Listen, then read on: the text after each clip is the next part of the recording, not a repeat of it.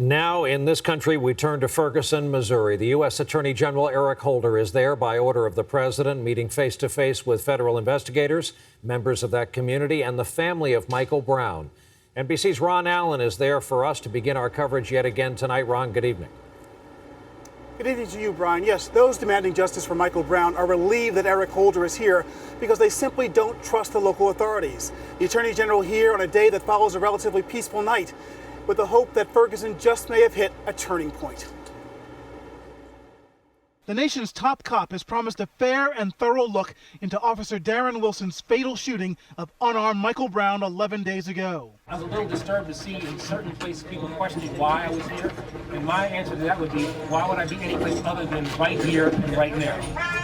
Don't shoot! Attorney General Holder arrived as protesters demanded Wilson's arrest and prosecution. Everybody fall into line, please. Outside the courthouse where a county grand jury heard its first day of evidence. Everybody calls for justice. We're for justice too, and we want people to just wait until the facts are in before they reach conclusions. Holder's main focus, a separate federal probe. More than 100 witness interviews and independent autopsy already conducted, looking at whether the officer violated the teenager's civil rights. Last night on the streets, perhaps a turning point. Nearly 50 arrests, but for the first time in days, police say smaller crowds, fewer agitators.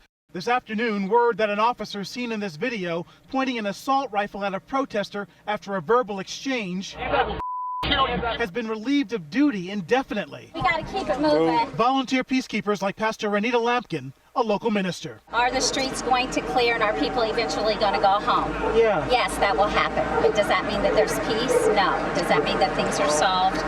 No. Late today, Holder planned to meet privately with the parents of Michael Brown, while everyone here hopes for another relatively peaceful night. Ron Allen, NBC News, Ferguson, Missouri.